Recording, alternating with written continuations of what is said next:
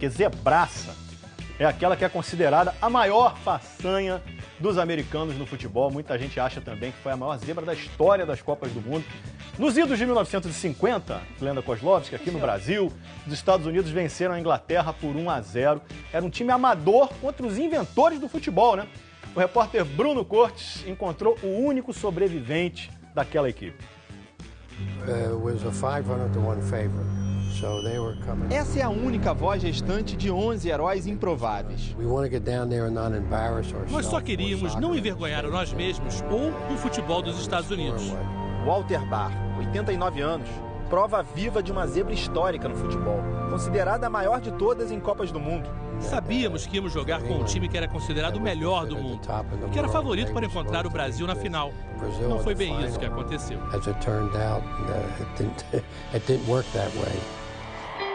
Estados Unidos contra a Inglaterra, Copa do Mundo no Brasil, 29 de junho de 1950. Belo Horizonte, Minas Gerais. A história daquela vitória começa alguns meses antes, a mais de 8.000 quilômetros dali, na cidade de St. Louis, estado americano do Missouri. Eu cresci em St. Louis e aquilo era algo grande para a cidade, porque 5 dos 11 titulares eram desse bairro aqui. Os 5 eram Frank Borg, goleiro, Harry Kill e Charlie Colombo, zagueiros, e Gino Pariani e Pee Wee Wallace, atacantes. Uma equipe que nasceu de uma amizade de infância. Eles cresceram juntos, jogando futebol na rua. Sim, eram todos imigrantes e eram amigos. Nascidos e criados no bairro The Hill, comunidade italiana. Até hoje, o bairro é habitado por imigrantes italianos. Todo mundo conhece todo mundo. Você anda 3 quadras, alguém sabe quem você é. Nos anos 50 não era diferente. Os 5 amigos se divertiam disputando uma liga amadora e tinham outros empregos, como mostra o filme Duelo de Campeões. Um era carteiro, outro era empresário, outro era decorador de roupas. Então, ninguém vivia do futebol naquela época. Frank Borg era o goleiro e um dos líderes daquele time. Cresceu nessa casa, numa época em que futebol não dava dinheiro e a família queria que ele trabalhasse de verdade. Por isso, o pai de Frank conseguiu um emprego para ele bem pertinho de casa, a menos de uma quadra de onde moravam. Durante toda a carreira de Frank, ele teve que conciliar também o trabalho nessa agência funerária. Esse time, que tinha coveiro, carteiro e açougueiro, precisava se juntar para treinar antes da Copa no Brasil, e São Luís foi o lugar escolhido. Começava ali a aventura do futebol americano no Brasil. Na segunda partida dos Estados Unidos na Copa, a adversária seria a Inglaterra, uma das favoritas ao título. Logo no primeiro tempo, o imigrante haitiano Joey Gatins abriu o placar para os Estados Unidos. Walter Barr prepara, cruza e é gol! He was selected because they needed. Eles o chamaram porque precisavam de artilheiro. E naquela época, a seleção podia ter estrangeiros que quisessem se tornar cidadãos americanos. Leslie tem um ótimo arquivo de fotos do pai naquele jogo, que a gente não encontra aqui, nem em lugar algum. É um registro do gol histórico. Ele simplesmente não existe. E a razão é muito simples. Todos os fotógrafos e cinegrafistas se posicionaram atrás do gol americano, esperando uma goleada inglesa.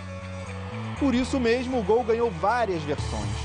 Do que eu ouvi, ele teve que dar um mergulho grande para conseguir tocar na bola de cabeça. Restavam mais de 50 minutos de jogo. No intervalo, nos perguntamos o que faríamos no segundo tempo. Acho que passava pela cabeça de todos que era uma questão de tempo até a Inglaterra marcar alguns gols. Nós acordamos um gigante adormecido. No resto do jogo, os Estados Unidos foram bombardeados pela Inglaterra. Os ingleses conheceram ali uma parede, chamada Frank Borg.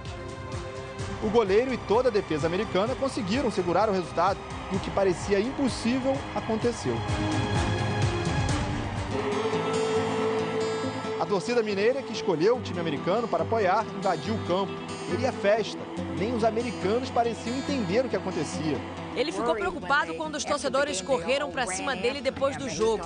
Achou que eles estavam com raiva dele, mas aí eles o ergueram e o jogaram pro alto. A seleção dos Estados Unidos ainda perderia para o Chile. Acabou eliminada na primeira fase. Todos voltaram ao batente, como se nada tivesse acontecido. Cheios de história para contar, é verdade, mas nem os familiares entendiam a dimensão daquele feito. Eu nunca senti que esse foi um feito muito grande, como realmente foi. E quando vi meu pai no Hall da Fama, eu percebi o tamanho do feito. Um dos poucos a virar jogador profissional foi Joey Gates, o artilheiro haitiano. Jogou 2 anos na França, se machucou e largou cedo o futebol. Terminou os estudos em Nova York e voltou para a terra natal, onde morreu, provavelmente assassinado.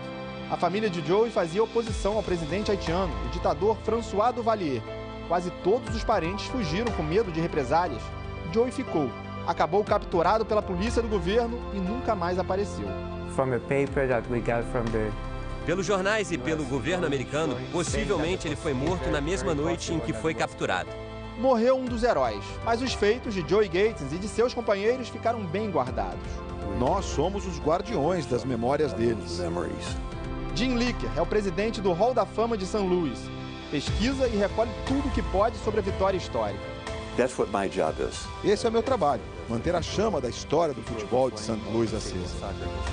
Seja no museu, na casa de quem jogou ou de familiares, nos bares da cidade ou nos campos de futebol, a chama se espalhou. Uma história dessas não tem como se apagar. O americano cuida muito bem das suas façanhas.